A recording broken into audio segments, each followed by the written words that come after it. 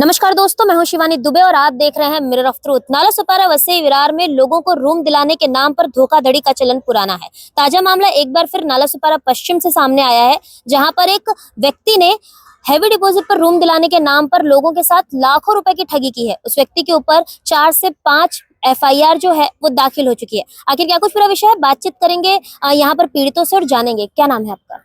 मेरा नाम अफजल खान है। क्या कुछ हुआ है और कैसी घटना है? मैं उड़ीसा से बिलोंग करता हूँ। मैं यहाँ पे स्टूडेंट हूँ। मैं राकेश चुन्नीलाल सिंह से मई के महीने में मैंने उससे बात की, कोऑर्डिनेट की, और जून के महीने में मैंने उसको सारे पेमेंट्स कर दिए। और जिस दिन हम लोग को पोजीशन देने वाला था तो उस दिन उसने ना कॉल रिसीव किया ना कुछ किया। उसके जिस दिन उसने ऐसे हरकत की तो उसके दूसरे दिन हम लोग पुलिस स्टेशन में आए, कंप्लेन किया हम लोगों ने। तो उसके बाद उन्होंने ऐसा जवाब दिया मुझे कि उस पर अभी FIR नहीं है, हम लोग उसको अरेस्ट नहीं कर सकते। तो FIR करवाने में वो 4 मंथ का पीरियड ले लिया उन्होंने। उसके बाद जाके FIR हुई मेरी। FIR कौन से महीने में हुई?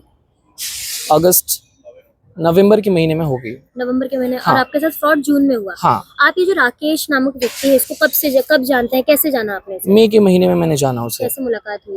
मैं OLX में सर्च कर रहा था तो उसमें मुझे इसका प्रोफाइल मिला। अच्छा, कितने लाख रुपए का फ्रॉड है? ये 8 लाख रुपए का फ्रॉड है। तो जो हैवी डिपॉजिट पर घर उसने दिलाने की बात की थी, वो घर किसका था? उसी का था? हाँ, उसी का ही है वो घर। अच्छा, तो आपके साथ जो ट्रांजैक्शन हुआ है वो कैसे हुआ है? वो सारे online UPI and RTGS and net banking के थ्रू हुआ है। टोटल कितना अमाउंट है? टोटल 8 लाख रुपीज है। अच्छा, जब आपको ये पता चला कि आप ही नहीं और भी लोग हैं, तो आपने क्या उनसे कोऑर्डिनेट किया? आपको क्या लगा कि उनके साथ भी ये सारी चीजें हो चुकी हैं? तो कैसा कुछ रहा? पुलिस की कार्रवाई किस तरीके की है? नहीं, एक बार ऐसे हम लोग ये जब फ्रॉड हो गया हम लोग के साथ तो हम लोग को ऐसे पता नहीं चला। हम लोग जब उसके फ्लैट पे गए तो जो वहाँ पे प्रेजेंट टेनेंट है उनसे पूछा कि हम लोग को कल पोजीशन देने वाले थे, ये दिए क्यों नहीं? तो वो बताए कि हम लोग आप लोग से भी पैसे ले लिए हैं और किसी दूसरे से भी उन्होंने पैसे ले लिए हैं। तो इसके बाद हम लोग रिटर्न आ गए पुलिस स्टेशन की हम लोग का ऐसा हो गया। तो फिर इतने में ही वो हो गया। पुलिस ने अरेस्ट करने में कितना दिन लिया? फिर 5 महीने उसने पुलिस वालों ने ले लिया। 5 महीने पूरे? हाँ। कुल मिलाकर दोस्तों, जिस राकेश नामक व्यक्ति की बात हो रही है, हमारे सूत्र ये कहते हैं कि आदतन अपराधी है। लोगों के साथ धोखाधड़ी की वारदात को अंजाम देना, उनके साथ फ्रॉड करना, ये इसका पुराना पेशा है। ये लगातार जेल जाता है, जेल जाने के बाद बेल पर बाहर आता है और फिर लोगों के साथ जो अपराध है वो करने लगता है। और भी लोग हैं, बातचीत करेंगे। क्या नाम है सर आपका? रियाजुद्दीन शेख। क्या कुछ हुआ है, क्या घटना है? देखिए, अक्टूबर के इस महीने में, यानी कि अक्टूबर भी नहीं, अगस्त के महीने में हमारा राकेश चुन्नीलाल सिंह से संपर्क हुआ था एक एजेंट के थ्रू। उन्होंने हमको एक घर दिखाया था और कि भाई मुझे हैवी डिपॉजिट पे चाहिए। उन्होंने हमसे 10 लाख मांगा था। हमने कहा हमारे पास 10 लाख नहीं है, हम नहीं दे सकते, हमारे पास 6 लाख है खाली। तो उन्होंने हाँ ना ना, मतलब 1-2 महीना हमारा ऐसे ही गया। फिर उसने बोला हाँ ठीक है, मैं आपको 6 में देने के लिए तैयार हूँ। उसके बाद हमारा 11 अक्टूबर को एग्रीमेंट हुआ और 11 अक्टूबर को 4 लाख का ट्रांजैक्शन हुआ हमारा। उसके बाद 13 अक्टूबर को 2 लाख का ट्रांजैक्शन हुआ, सारा ऑनलाइन हुआ। तो उस टाइम पे उसने कहा था कि हमको 25 अक्टूबर को ही मैं आपको पोजीशन दे दूंगा, लेकिन और हम उस इंतजार में रहेंगे। नहीं कि अगर हमारा 11 अक्टूबर को एग्रीमेंट हुआ है तो 10-15 दिन का ही गैप है, उसमें हमको उसने कहा कि मैं आपको पोजीशन दे दूंगा। उसके बाद फिर जब 25 तारीख निकल चुकी है, उसके बाद हम उसको फिर पूछा कि आप पोजीशन कब दे रहे हो, तो उसने कोई ना कोई अनर्गल कारण देता रहा कि जो अंदर टेनेंट रहता है उसको रूम नहीं मिल रहा है, या उसका हुआ नहीं है, या बाकी का 4 लाख जो मुझे पे करना है वो थोड़ा सा मुझे टाइम चाहिए। इस तरह करते करते उसने नवंबर निकाला। फिर नवंबर में उसने ऐसी हरकत की कि भाई जो रूम में लेडी रह रही है फिरदौस बोल के है, उससे भी उसने 10 लाख रुपए लिए हैवी डिपॉजिट पे। वो ऑलरेडी उसमें रह रही है, तो उसको मुझे पैसे देने के लिए कुछ कम पैसे पड़ रहा है, तो आप हमको 30,000 रुपये दो, तो मैं उसको दूसरे दिन ही हर निकालता हूँ और आपको पोजीशन दे दूंगा। इस तरह से करते हुए फिर हमने बोला देखो मेरे घर में शादी हम दे नहीं सकते। फिर भी उसने बोला देखो फिर खाली हो जाएगा घर जल्दी, तो आप पे कर दो। कंडीशन बताने के बावजूद भी उसने नहीं बोला हम आपको रूम दे देंगे। हमने उसको ऑनलाइन 30,000 का पेमेंट किया। 30,000 का पेमेंट करने के बाद, यानी कि हमारा 30,000 का पेमेंट हुआ है 16 दिसंबर को। 16 दिसंबर को हमने 30,000 का पेमेंट किया। उसके बाद हमने उनको फिर फॉलो किया तो 17-18 तारीख को, मतलब उसकी तरफ से कोई रिस्पांस नहीं, फोन ही बंद, कांटेक्ट नहीं। बोले कि आप तो देने वाले थे। तब हमको शक हुआ कि ये बंदा हमारे साथ चीट कर रहा है। फिर हमने जब कहा कि देखो अगर आप हमारा या तो हमको पोजीशन दे दो या तो हम पुलिस स्टेशन जाएंगे, कब तकरार करेंगे। तो उसने कहा कि नहीं आप पुलिस कार्रवाई मत करो, हम उसके आपको पोजीशन में जल्दी से दे देता हूँ, आप वो कार्रवाई मत करो। तो उसके बाद फिर ऐसा करते कि तो उसने एक हफ्ता निकाला। फिर जब हमने यहाँ पुलिस स्टेशन आते हैं और उसके बाद एक उसका एक जो दलाल है प्रणय बेदी, उस प्रणय, क्योंकि उस जब हम घर लेने आए थे तो प्रणय बेदी जो एजेंट है उसने हमको घर दिखाया था, हमने उससे कांटेक्ट किया, उसको पकड़ा, तो उसके बाद उसने हमको उसकी पूरी डिटेल दी कि ऑलरेडी इसके ऊपर इस तरह से कुछ कंप्लेंट है और लोगों से उसने पैसे लिया। तब हमको कंफर्म हुआ कि हमारे साथ चीट हुआ है। यहाँ पर टोटल कितनी FIR है? यहाँ 6 FIR उसके ऊपर। और ये सारी FIR कब हुई ये है? सारी FIR एक नवंबर से लेके दिसंबर के बीच में हुई। ये 2 महीने में उसके ऊपर 6 FIR हुई है। पुलिस की क्या कुछ कार्यप्रणाली है, कैसा नहीं, रवैया? पुलिस का कार्यप्रणाली बहुत अच्छा रहा, उन्होंने बहुत कोऑपरेट किया हमारे साथ। जब भी हमने एड्रेस लाया पुलिस के कि भाई ये पते पे वो आरोपी रहता है, पुलिस 5 मिनट में आई। पुलिस से हमको कोई तकरार नहीं है, पुलिस अच्छा काम कर रही है। बस इतना है कि अगर ये आरोपी, इससे रिलेटेड और भी कोई लोग फंसे होंगे तो पुलिस स्टेशन से संपर्क करे, पुलिस कोऑपरेट कर रही है। अच्छा, आपने जब FIR हुआ तो उसके पहले ऑलरेडी इस व्यक्ति के ऊपर इनकी FIR दर्ज हाँ, थी। इनकी तो FIR आपने थी। इनसे संपर्क किया? नहीं, इनसे हम संपर्क में नहीं थे। असल में हमको जब हमारे साथ चीट हुआ तो हमने उसका एड्रेस ढूंढा, पुलिस स्टेशन में उसका एड्रेस नहीं था, क्योंकि वो एड्रेस ऐसी जगह अपना रखा हुआ था जो किसी को पता ही नहीं था। तो एड्रेस भी हाँ, आपने ढूंढा? एड्रेस हमने ढूंढ के लाया, पुलिस स्टेशन को इन्फॉर्म किया और हमारी तकरार दी। फोन वगैरह उसका उस समय चालू था? चालू था। फिर भी पुलिस एड्रेस नहीं ढूंढ पाई? नहीं, उसका ऐसा होता था कि वो पर्टिकुलर एड्रेस पे रहता नहीं था।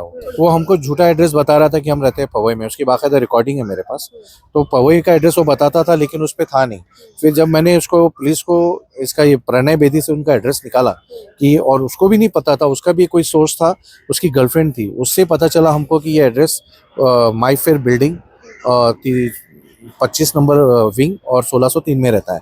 ये एड्रेस किसी को नहीं पता था सिवाय उसकी गर्लफ्रेंड। अच्छा, उसने जो फ्लैट दिखाया था वो कहाँ पर दिखाया था? वो साई पुष्प बिल्डिंग है, 504 नंबर, नाला सोपारा वेस्ट, नीले मोरे गाँव में। आपको जो फ्लैट दिखाया था वो कहाँ पर? वो सेम ही था, सेम 504 फ्लैट नंबर। आपने 10 लाख रुपए दिया, इन्होंने 6 दिया? नहीं, मैंने 8 लाख रुपए दिए। 8 दिया, मैंने 36 दिया। 36 हाँ, 36 दिया। उसके बाद फिर पुलिस ने जब मैंने उनको तकरार की 28 तारीख को, 25 तारीख को मैंने पुलिस स्टेशन में तकरार की और उनको रिपोर्ट दी पूरी कि ये एड्रेस पे है।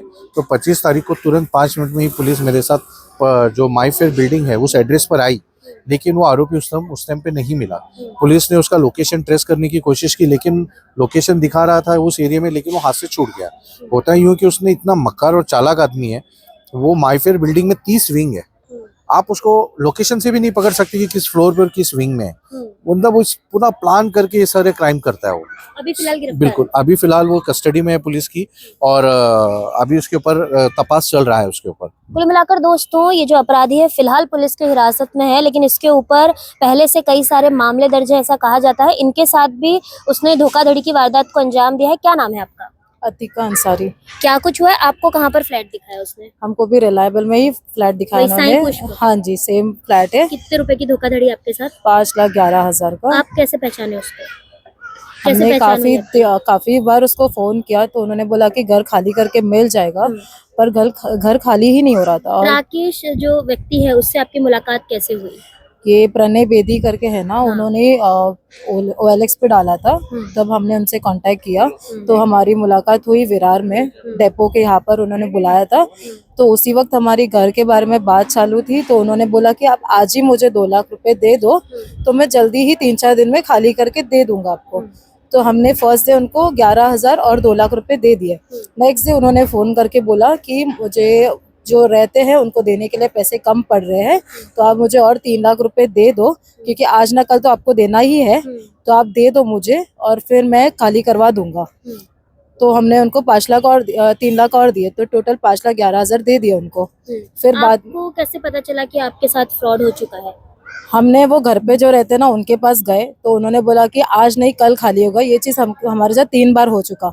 तो जब सामने वाला घर खाली करने के लिए कुछ सामान ही नहीं उतार रहा है, तब हमको शक हुआ। तो हमने राकेश को फोन करके बुलाया, तो वो बोला कि मैं आता हूँ करके, मैं पवई में हूँ।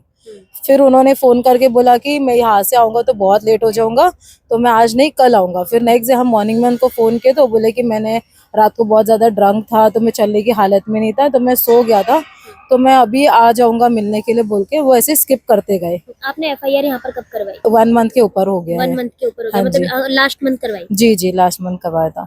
कुल मिलाकर दोस्तों इनके साथ 6 लाख का फ्रॉड, सामने वाले व्यक्ति के साथ 8 लाख का फ्रॉड, इनके साथ 5 लाख का फ्रॉड, लगातार लाखों रुपए की धोखाधड़ी ये व्यक्ति कर रहा है।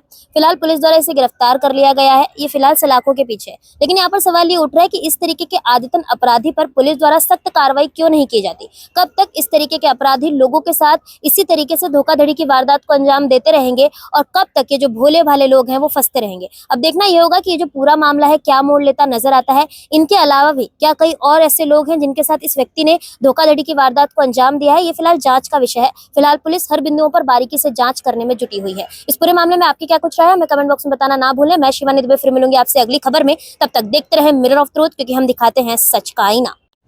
ऐसी ही और खबरें देखने के लिए बने रहे हमारे साथ और सब्सक्राइब करें मिरर ऑफ ट्रूथ। वीडियो पसंद आने पर लाइक कमेंट शेयर जरूर करें।